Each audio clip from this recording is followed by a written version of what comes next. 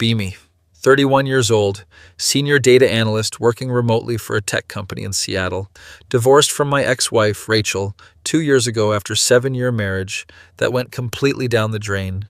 She said I was emotionally unavailable and married to my career, which was rich coming from someone who spent every weekend with her book club friends instead of with me. The divorce was messy as hell, fought over everything from the coffee maker to who gets custody of our shared Spotify playlists. She got the nicer car, I got the house in the suburbs, because she said she wanted to start fresh in the city. Fine by me, I love this house anyway. 3 bedrooms, nice yard, quiet neighborhood with actual trees and shit. Spent the last 2 years healing, going to therapy, working on myself, dating a bit here and there. Life is peaceful, for the first time in years. No more arguments about whose turn it is to do dishes, no more passive-aggressive notes on the refrigerator, no more sleeping on the couch after forgetting some arbitrary anniversary. I'm actually happy. Got promoted at work, started hitting the gym regularly, even adopted a dog named Thor, who's a golden retriever and the goodest boy. Then 6 months ago, the house next door goes up for sale. It's been empty for like 8 months after the elderly couple who lived there moved to a retirement community in Florida. I'm hoping for quiet neighbors, maybe another retired couple, or a young family that keeps to themselves. One Saturday morning, I'm outside throwing a tennis ball for Thor when I see a moving truck pull up next door. Think nothing of it. Keep playing with the dog. Then I see her, Rachel, my ex-wife, stepping out of a Tesla Model 3 looking like she just came from a yoga class. She's wearing those expensive Lululemon leggings and a tank top, hair in a perfect ponytail, looking exactly like she did when we were married. I literally freeze mid-throw and Thor runs into my legs because I stopped moving. She sees me and her face goes pale. We just stare at each other across our adjacent driveways like we're in some kind of horrible nightmare. A guy gets out of the passenger side, tall, probably 6'2", looks like he does CrossFit 5 times a week, wearing a tech company hoodie. "Babe, is this the right house?" he calls to her. "Babe, she's got a whole new boyfriend and they're moving in next door." Rachel walks over slowly, looking guilty as hell. "Hi, Marcus. This is really awkward." "No shit." "Rachel, I didn't know you still lived here. I thought you would have moved by now." Why the hell would I move from the house I fought to keep in our divorce? Her boyfriend walks over, extends his hand like we're at a networking event. "Hey man, I'm Derek. Nice to meet you. You must be one of the neighbors." Rachel looks like she wants to die. "Derek, this is Marcus, my ex-husband." The smile drops off Derek's face so fast. Oh, this is wow. What are the odds? Astronomical odds, Derek. Astronomical. They're clearly both uncomfortable but trying to play it cool. I excuse myself and go inside, pour myself a large whiskey even though it's 10 a.m. Thor follows me inside, sensing my distress, puts his head on my lap. Good boy, Thor, good boy. Spend the rest of the day watching them move in through my window like a creep. Derek seems like a nice enough guy, helps the movers, very organized, the kind of person who labels boxes by room and content. Rachel directs everything like she's conducting an orchestra, same controlling energy she had when we were married. I text my best friend Jason. "Dude, Rachel just moved in next door with her new boyfriend." He responds, "What the actual hell?" followed by, "That's some cosmic joke level bad luck, bro." He's not wrong.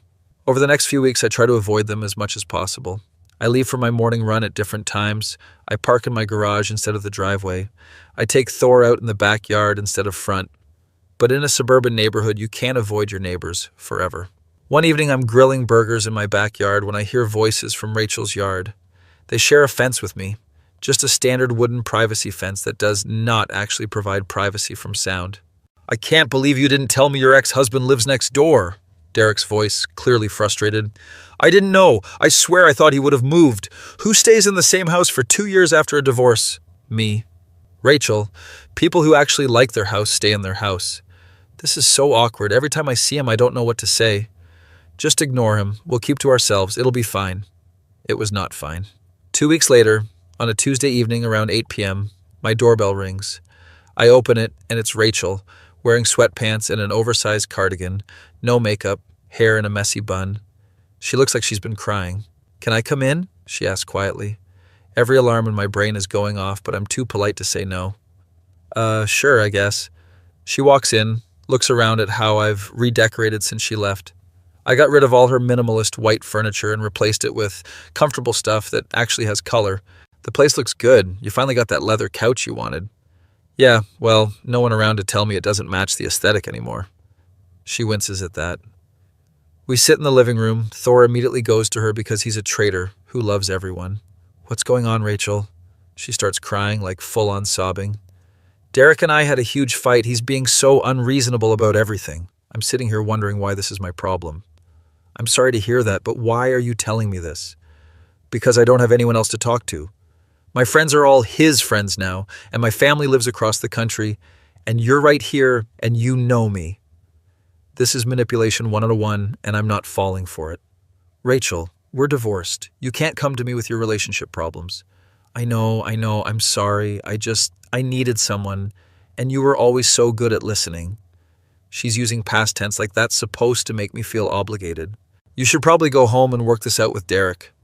You're right, I'm sorry. This was stupid. She leaves, and I stand there wondering what the hell just happened. I thought that was the end of it. I was so wrong. 3 days later, she's at my door again, this time with a bottle of wine. I brought wine. I thought we could talk, catch up, be adults about this whole neighbor situation. It's 7 p.m. on a Friday, and I was planning to order pizza and watch a movie. Against my better judgment, I let her in. We sit on the patio. She pours wine, starts talking about her job at a marketing firm. It's so stressful. My boss is a nightmare. He doesn't appreciate any of my ideas and constantly micromanages everything I do. I'm nodding along, being polite. Then she pivots. Derek doesn't understand work stress. He's in sales, so he thinks everything is easy. He tells me I'm being dramatic. Oh, here we go. Relationship problems again. Have you tried talking to him about it? I try, but he doesn't listen. He's always at the gym or playing video games with his friends. This sounds very familiar to complaints she had about me. Rachel, I think you need to have a serious conversation with Derek, not me. I know. I just feel like you get it, you know? I don't get it. I don't want to get it. She stays for 2 hours, drinking most of the wine, venting about Derek, her job, her mother's health problems, her car making a weird noise. When she finally leaves, I feel exhausted, like I just worked a double shift. I text Jason. She came over again, used me as a therapist for 2 hours. Jason, bro, you need to set boundaries ASAP. He's absolutely right, but I'm too non-confrontational to actually do it. The visits become a pattern. Every few days, Rachel finds an excuse to come over. Needs to borrow sugar? Just buy sugar, Rachel. It's not expensive. Needs help moving a heavy piece of furniture? Why can't Derek help you? Needs advice on what color to paint their bedroom? I don't care. And every single time she ends up sitting on my couch or patio, unloading all her problems on me. Derek wants to get a dog, but I don't think we're ready for that responsibility. My sister is getting married and expects me to fly to Boston for the bachelorette party, but I can't afford it right now. I think I'm getting a cold. Do you have any vitamin C? It's relentless. One Saturday afternoon, I'm working on my laptop in the living room when she just walks into my house. Didn't knock, didn't ring the doorbell, just opened the door and walked in like she still lives here. Oh my God, I'm so sorry. Force of habit. I used to live here. Rachel, you need to knock. This is my house now. I know. I'm sorry. I'm just so stressed. I'm not thinking straight. She proceeds to tell me about how Derek's parents are coming to visit, and she's anxious about meeting them. I'm barely listening at this point, trying to work while she talks. Are you even listening to me, Marcus? I'm trying to work, Rachel. I have a deadline. You always put work first. That's why our marriage fell apart. The audacity of this woman. You're the one who divorced me, remember? She gets quiet, then starts crying again. Great, now I'm the bad guy. I'm sorry, you're right. I should go. She leaves, and I immediately lock the door behind her. I call my therapist and schedule an emergency session because this is getting out of hand. My therapist, Dr. Martinez, is a no-nonsense woman in her 50s who doesn't sugarcoat anything. Marcus, why are you allowing your ex-wife to use you as her emotional support system? I don't know. I feel bad saying no. You need to establish firm boundaries. This is not healthy for you or for her relationship with Derek. I know, I just don't know how to do it without being mean. Being direct is not being mean. You have every right to protect your peace. She's absolutely right, and I know it. I decide that the next time Rachel comes over, I'm going to be firm. That opportunity comes sooner than expected. Sunday morning, 9 a.m., doorbell rings. It's Rachel, wearing a robe and slippers, hair unbrushed, eyes red from crying. Derek left for a work conference in San Francisco, and I'm having a panic attack. Can I come in? This is serious. So I let her in, get her water, help her do breathing exercises. Once she calms down, she starts talking. I think Derek is cheating on me. He's been so distant lately, and this trip came up very suddenly. Rachel, you can't just assume he's cheating without evidence. But what if he is? What if I moved in with him and he's just using me? The irony is not lost on me. Have you talked to him about your concerns? No, because what if I'm wrong and I look crazy? Rachel, I think you need to talk to a professional, like a therapist, not me. I have a therapist, but she's on vacation for 2 weeks. Convenient. Then you need to find someone else to talk to. Maybe one of your friends? I told you, all my friends are his friends now. They'll just take his side. This is spiraling. She stays for 3 hours, crying intermittently, drinking my coffee, petting Thor. When she finally leaves, I feel completely drained. I text Jason. I need an intervention. This has gone too far. Jason, I'm coming over tonight. We're having a serious talk. Jason shows up at 7 p.m. with beer and pizza. Okay, bro, real talk. You need to cut this off now. She's manipulating you and you're letting her. I know, I just feel guilty, like what if she actually needs help? Then she can call her actual therapist or talk to her boyfriend. You're not responsible for her emotional well-being anymore. Jason has never been one to mince words. You're being a doormat and she's walking all over you. The old Marcus would have shut this down immediately. He's right. I've regressed into my people-pleasing habits. Tomorrow when she comes over, because we both know she will, you tell her she can't do this anymore. Period. I promise Jason I'll do it. Sure enough, Monday evening around 6 p.m., doorbell rings. I open the door and Rachel is standing there with a container of cookies. I baked cookies! I remembered you love chocolate chip. She's bribing me with baked goods. Rachel, we need to talk. Okay, can I come in? No, we can talk here on the porch. She looks surprised but steps onto the porch. What's wrong? You can't keep coming over here to vent about your relationship problems. It's not appropriate.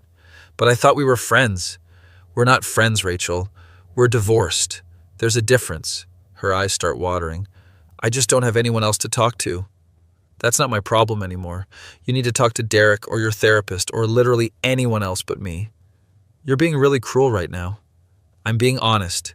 You're using me as your emotional dumping ground, and it's not fair to me or to Derek.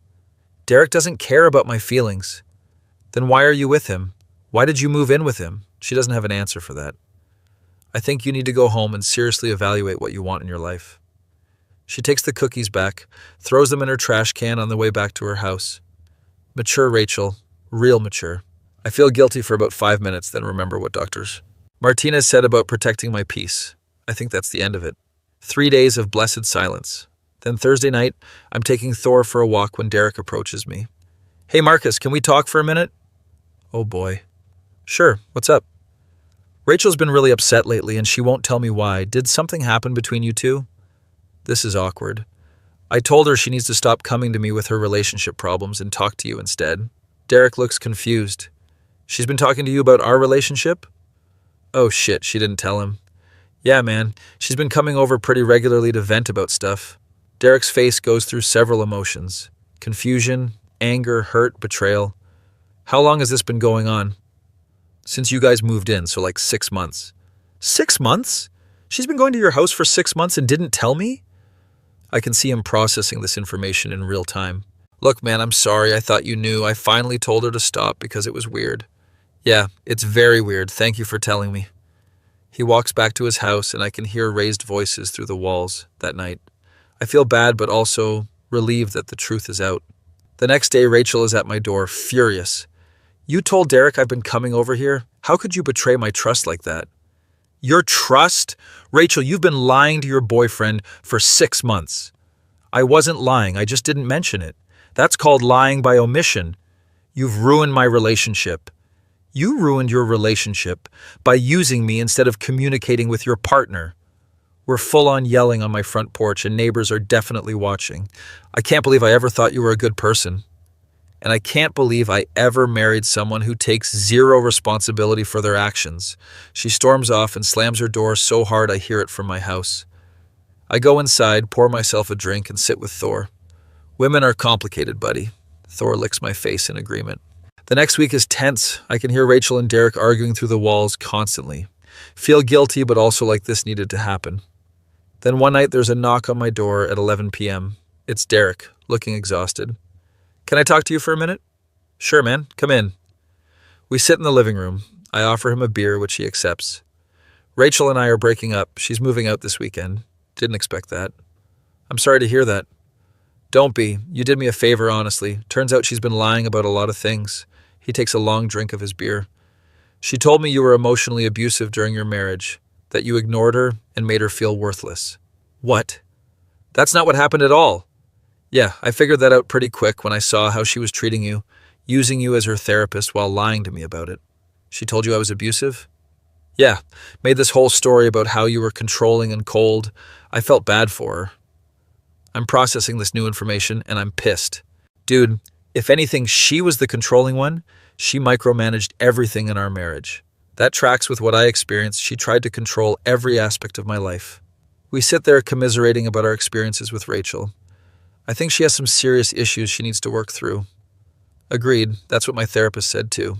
We bond over our shared experience of dating the same difficult woman. Derek seems like a genuinely good guy who got manipulated. Hey, after she moves out, you want to grab beers sometime? You seem cool. This is the weirdest friendship origin story, but sure. Yeah, man, that sounds good. That weekend I watched Rachel move out, a small U-Haul in the driveway. She doesn't look at me once, just loads her stuff with the help of some friends. Derek helps her pack, which is mature of him. When the truck drives away, I feel this sense of relief wash over me. Derek comes over that evening. She's gone, signed the lease break agreement. It's official. How are you feeling? Honestly? Relieved, I feel like I dodged a bullet. We crack open beers and watch a football game. Over the next few months, Derek and I become actual friends. We grill out together, watch sports. He even helps me fix my fence. You know what's crazy? I thought moving in next to your ex would be the worst thing ever. Yeah, how's that working out for you? Well, I broke up with her and made friends with you, so honestly, pretty good. We laugh about the absurdity of the whole situation. 6 months after Rachel moves out, Derek starts dating someone new. Her name is Amanda. She's a physical therapist, seems really nice and normal. She comes over for our cookouts, brings homemade potato salad, doesn't dump on anyone. This is what a healthy relationship looks like, Derek says one day. Yeah, it's nice, isn't it? 1 year after Rachel moved out, I run into her at the grocery store. She's with some new guy. He's wearing a suit. Looks like a lawyer or banker. She sees me and looks uncomfortable but walks over. Hi, Marcus. Hey, Rachel. This is my boyfriend, William.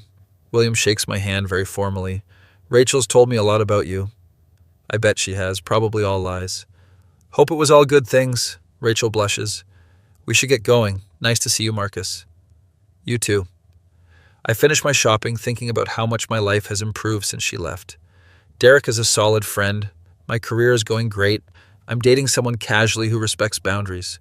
Thor is still the goodest boy, and now he has a friend in Amanda's dog. Life is peaceful again. No more ex-wife using me as her therapist. No more emotional manipulation. No more walking on eggshells. Just me, my dog, my friend Derek, and my quiet suburban life. Sometimes I still hear Derek and Amanda next door, but it's normal couple sounds, laughter and music, not constant arguing. One evening, Derek comes over with beer. Dude, I have to thank you. For what? If you hadn't told me about Rachel coming over, I would have married her. She was dropping hints about engagement. Holy shit, you dodged a major bullet. I know! Amanda and I have been dating for 8 months, and it's the healthiest relationship I've ever had. That's awesome, man. I'm happy for you. What about you? How's it going with Sarah? Sarah is the woman I've been casually seeing.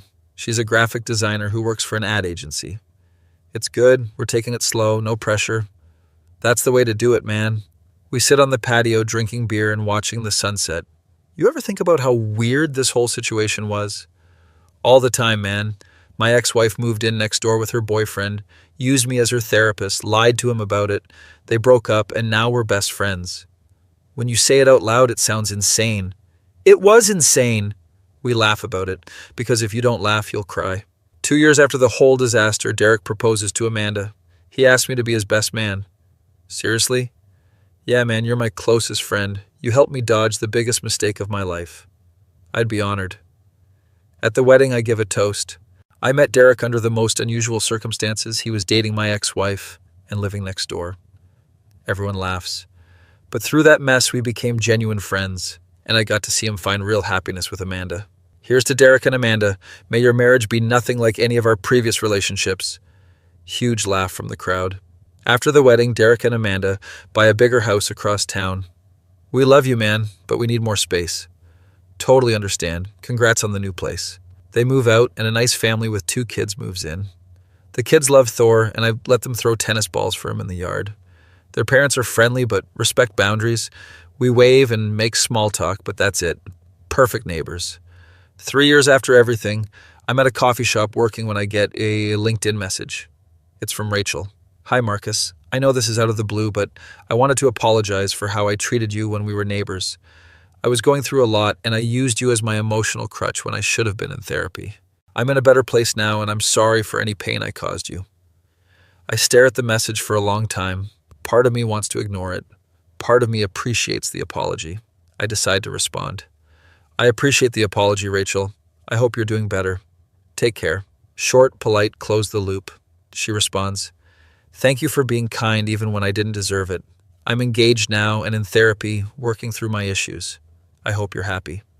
I am. Congratulations on your engagement. And that's the end of our communication. I close my laptop and realize I genuinely don't care about Rachel anymore. No anger, no resentment, just indifference. That's true healing. I text Derek. Rachel just apologized to me on LinkedIn. Derek, LOL. LinkedIn? That's so her. Did you accept? I thanked her and moved on. Derek, good for you, man. You've come a long way. I have come a long way. From people pleaser who let his ex-wife use him as a therapist to someone who sets firm boundaries. From bitter divorcee to genuinely happy single guy. From awkward neighbor situation to solid friendship with Derek. Current day, I'm 34, still working remotely, still living in my house. Sarah and I are serious now. She's met Thor and they love each other. She knows about the Rachel situation and thinks it's hilarious. Your ex-wife moved in next door and you ended up friends with her ex-boyfriend? That's sitcom level absurd. I know, sometimes I still can't believe it happened. Derek and Amanda just had their first baby, a girl named Sophie. I'm Uncle Marcus now, apparently. Life is good, peaceful, drama-free, exactly how I like it. The house that Rachel said I should sell is worth double what I paid for it. The job Rachel said I was too obsessed with got me promoted to senior director. The dog she said we didn't need time for is the best thing in my life besides Sarah. Sometimes the trash takes itself out and sometimes it moves in next door temporarily before taking itself out. Moral of the story, set boundaries early, don't let your ex use you as free therapy, and sometimes your ex's ex becomes your best friend. Also, get a dog, dogs are great. My face when my ex-wife moved in next door with her boyfriend and spent 6 months using me as her unpaid therapist before her relationship imploded and I ended up becoming best friends with her ex-boyfriend, who is now married with a kid, and I'm genuinely happy for the first time in years. That feeling when you realize the person who said you were the problem in the relationship turned out to be the problem in every relationship she's in, and you dodged a bullet by getting divorced.